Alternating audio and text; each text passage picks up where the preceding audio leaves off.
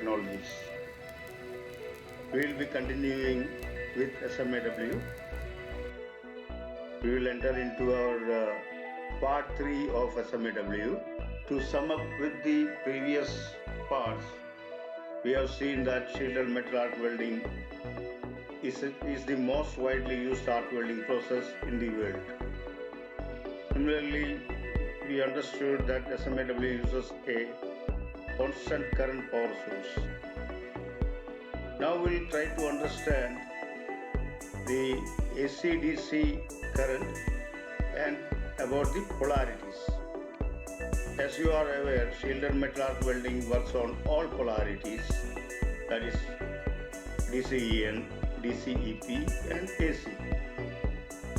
We have gone through the AC/DC SMAW equipments in our last parts, and we are now familiar with the rectifier, the engine driven power source, inverter power source, motor generator power source, AC transformer, etc. Okay, now we will try to understand what is AC and DC current. We will start with the AC. AC, an electric current having alternating positive and negative values. Positive and negative values. In the first half of the cycle, the current flows into one direction, and for the next half cycle flows the opposite way,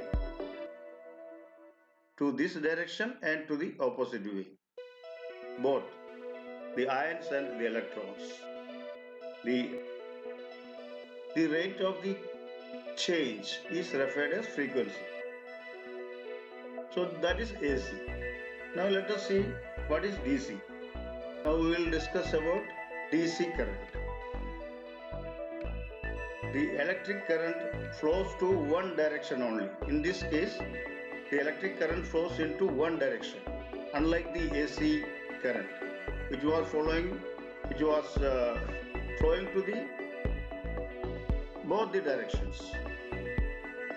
And here it is other way around. It is flows to one direction only. The direction depends upon the polarity of the selection, on whichever polarity we have selected, and accordingly the direction will be decided, whether it is DCEP or DCEN. Now let us understand what are the polarities. DCEN, which means direct current electrode negative, also known as straight polarity, means the selected electrode should be used on DCEN. That is, minus symbol will be there on the welding equipment, on the terminal of the welding equipment. So while using this polarity, the heat concentrated at the electrode here. Heat concentrated at the electrode, so the penetration will be low. But the weld metal deposition will be high, because the penetration of the heat is on the electrode.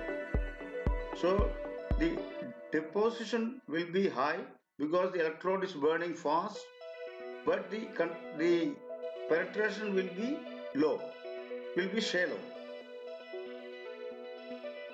So that is the effect of DCEN or straight polarity. Now let us see about the DCEP or reverse polarity. In the reverse polarity, it is exactly the opposite. DCEP means direct current electrode positive, also known as reverse polarity, which means the selected electrode should be used on DCEP terminal of the welding equipment. You will be able to see two terminals on the welding equipment to connect the cables. The cable which runs to the holder or connect connected with the electrode. The other cable is connected with the earth or ground or whatever you call it. So in this case, you have to connect the cable which is connected to the electrode holder should be connected to the positive terminal. Then it becomes a DCEP, direct current electrode positive. Unlike the DCEN, the heat is concentrated at work. Here.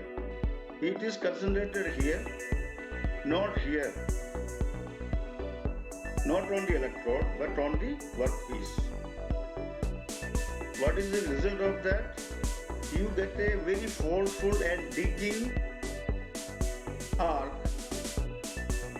which gives a deep penetration, medium to deep penetration.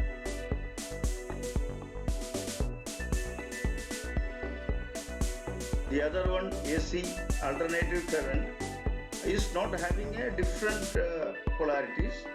It is alternative current. So you don't have to change here from this terminal to that terminal. You got a single polarity. AC polarity gives a medium penetration and medium well travel speed. That is the special characteristic of AC polarity. Now let us see the duty cycle of welding machine. While purchasing, when we are mentioning the duty cycle of a welding power source or welding machine, it means it is the percentage of a 10-minute period that it can operate at the rated output current setting. Which means if you start the welding and if the percentage of the duty cycle is say 30 minutes, that means you will be able to weld only 3 minutes out of this 10 minutes. Like if duty cycle of an SMAW welding machine is 30% and the rated output is 250 amps, the machine can operate for 3 minutes in every 10 minutes of 250 amps. Okay, so if you have to increase that duty cycle of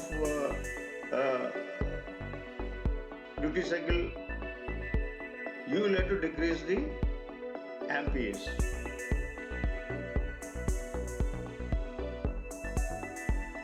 Okay, if you have to increase the duty cycle, the output power will have to decrease. You can refer the manufacturer's manual and nameplate or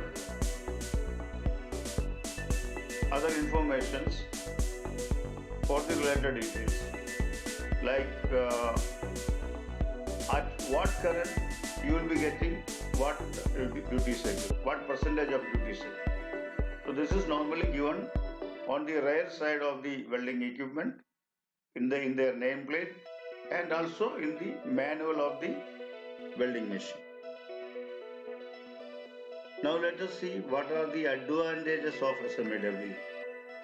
As we earlier discussed, this is most widely used arc welding process in the world and it is very versatile, can be used AC and DC machines, and it uses a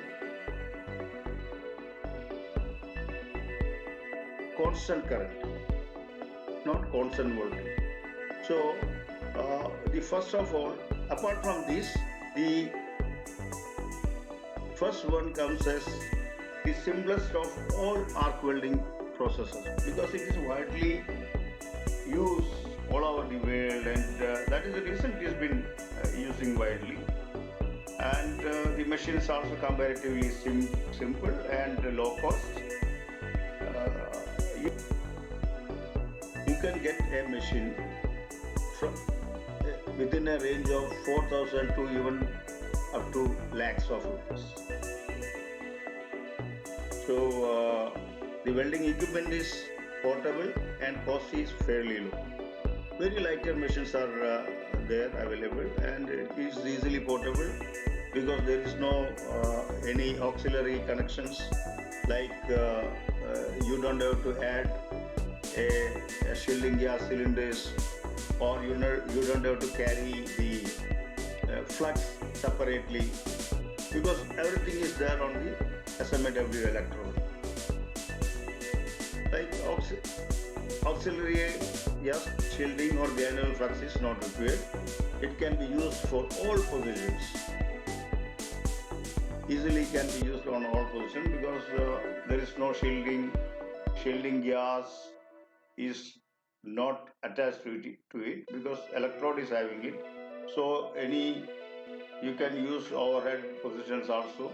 The process is less sensitive to wind and draft. That is the reason it is widely used on various sites. For the site work, it prefers the SMAW process. The process is suitable for most of the commonly used metals and alloys. You can weld carbon steel, mild steel, stainless steel, austenitic steel, even aluminium, titanium, etc., and go on, so on. It can be used in the areas of limited access, because you got a very long, approximately 400 mm long electrodes, and holder is also you can manipulate whichever way you would like to use in any positions. You can wherever the accessibility is very low, there also you can easily use SMAW process. Now let us see what are the limitations of the process. The first is the efficiency is comparatively very low. You can get an efficiency, maximum efficiency of the welding process. Maximum is 60%. You can at the best, because various aspects, you will have to stop the machine.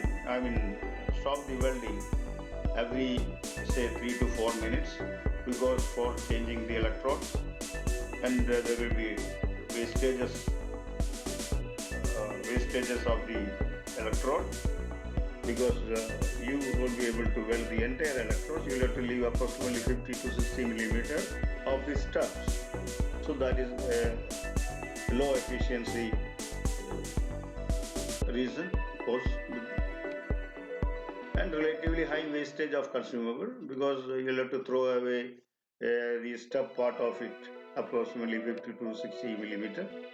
Similarly, good to moderate operator skill is required, unlike the semi-automatic welding processes like first core arc welding, where a semi-skilled welder can weld very good high quality welding. But here you need, the operator should be skilled one to get a perfect weld, quality weld. And of course, with the SMAW process, the slag and spatters is the part of the process. Slag is formed to protect the weld metal, and spatters is also a part of it. So you need to clean the entire slag and spatters. Thank you. So we will come with the next topic. We'll see you very soon. Thank you for watching. Please subscribe this channel. Thanks once again. Bye.